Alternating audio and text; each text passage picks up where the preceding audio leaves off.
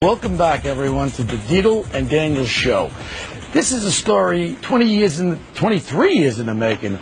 On our first show, we told you about a missing Iowa boy, Johnny Gosch. He was kidnapped back in 1982. His mother, Noreen, was here to tell her side of the story. You are obsessed with this story, I know. Today we have the man who may know what happened to little Johnny. Some claim that former White House reporter Jeff Gannon may actually be the missing boy. So right now, let's take a look back at how the story got started.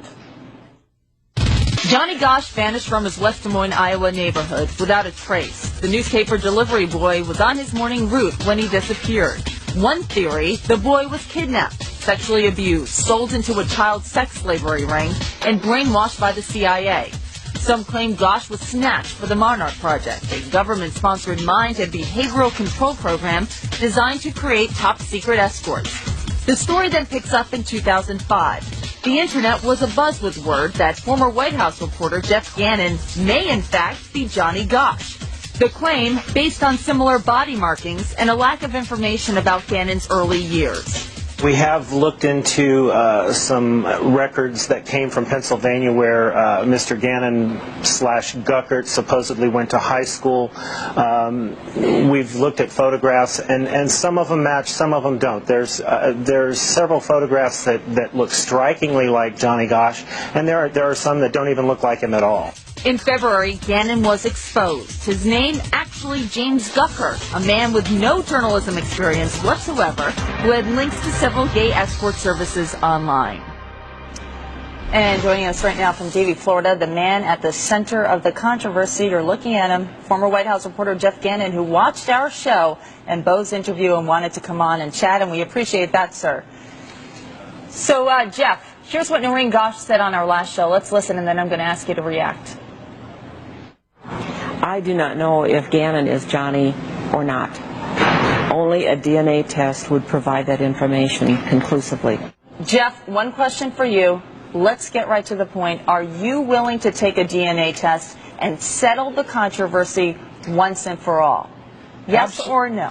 Absolutely, I would definitely take a DNA test, but that isn't even necessary because there's so much evidence available to disprove these accusations. That's a yes, then. Well, he's saying yes. My friend Jeff is saying yes. As a lawyer, I can smell a No. You got to understand something. My friend here, Jeff, who's come on our show today, didn't do anybody else's show, he's going to tell us the fact. Jeff, how old are you, first off? I'm 48 years old. 48 years old. My man Johnny Gosch there would be 35 years old. Lisa, why are you avoiding the question? No. He just said, hey, Jeff, you said you would take a DNA. I could set this whole thing up, but let's get to the point. The point is, by giving a DNA sample, there could be opening up some other avenues of things that I kind of know that you possibly could be involved, and I don't knock it. Again, if you want to go suck on a Johnny Pump or whatever you want to do, you could do in this world. But the point is, all we're here for is to show that my friend Jeff is not Johnny Gosch. Jeff? There are dozens of people who have known me most of my life that could definitely vouch for the fact that I am not this person. Look, what happened to this child and the suffering that his mother has endured is a tragedy. But it's also been very difficult for me and my family, my real mother and members of my family who have had to listen to these fabrications being spread in newspapers, on television, and on the internet. All right, so I'm going to ask you a question, not Bo. Jeff, are you willing to take a DNA test, yes or no? Yes or no? Yes. When I cut my finger yesterday, there was plenty of DNA available. You should have stopped by. What else you want, Lisa? Are you his lawyer? No, excuse me. He's my friend Jeff down here. Jeff, thank you for coming on the show again. You know what we're doing here? All this conspiracy stuff on the blogs, on all these internets, what we're doing is we're cutting to the chase. Again, I don't understand why, and you said it to me over the phone, and you said it, you feel sorry for Noreen, you feel sorry for her missing her son, and you wouldn't put her through if you were her son. You're you said you're 40. In his mouth, he says Bo. he's 40. Jeff, let's hear from him. What did you think when you saw Noreen Gosch? Let him speak. Go ahead. Go ahead, Jeff. I feel that this woman is being used by people who are trying to promote themselves as being investigators when they're not. They're fabricators. They've defamed me and put this woman through unnecessary pain, giving her hope where it doesn't exist. Jeff, you tell them. And I'm going to tell you something right now, Jeff. If we want to shut everybody's mouths up, I'll arrange with you a little DNA, give me a little blood, a little saliva, whatever you want to do, and then we'll get a little from Noreen, and we'll see, and we'll show them it doesn't match, and then everyone will keep their mouths shut and let you get on with your life. Because as far as I'm concerned, whatever you do in your life, if it's not a crime involved, whatever you want to be involved with, I don't really care. What I care about is people making up stories about other people and making you live now on the edge of your life. Here's my question. Jeff, have you reached out to Noreen? What have you told her?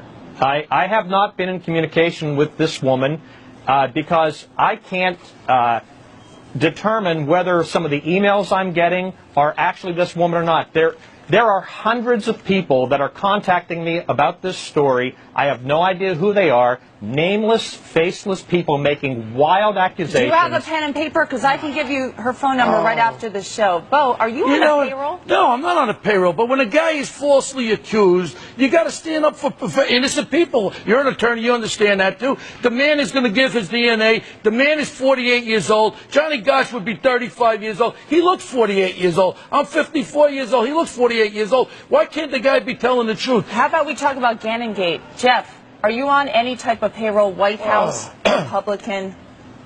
Absolutely not. Never. I have been in the past or now. Can you understand why people would think that you're not always telling the truth? Your name isn't what you said it was. Then the liberal blogs come out and say that there's a different story. You resign. Not that there's anything wrong with it, but can you see that people may not know that you're telling the truth here? Well, I think people who are listening to nameless, faceless people making accusations on the Internet, I'm sitting here in front of your cameras today to answer your questions. Where are these people? These people hide behind screen names on the Internet. I'm here.